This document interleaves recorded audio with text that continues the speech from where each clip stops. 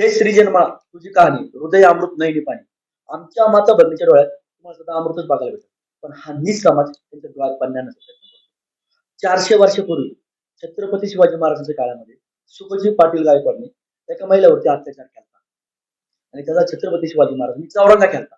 आता हे सरकार सांगतंय की आम्ही छत्रपती शिवाजी महाराजांचे विचार करणारं आमचं सरकार आहे. मग अशा टाइमला तुमचे छत्रपती महाराजांचे विचार जातात कुठं? तुम्ही हे विचार तुम्ही घेऊ शकत नाही का छत्रपती शिवाजी महाराजांचे? मग अशा टाइमला तुमचे विचार गेलेत कुठं?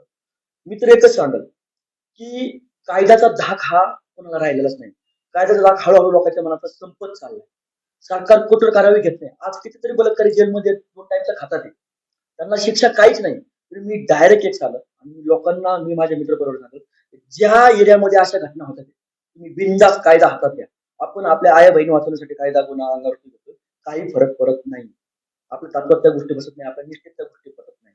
तर आपण छत्रपती शिवाजी महाराज मी स्वतः सांगतो, जर माझ्या एरियामध्ये माझ्या समोर जर असं कुठल्या माता भगिनीवर अशा गोष्टी होत असेल, त्याला संपवणारा पहिला माणूस मी असेल. तर मला असं वाटतं की सरकारने याच्यावरती कठोर कारवाई घेतली पाहिजे. चांगला वकील दिला पाहिजे.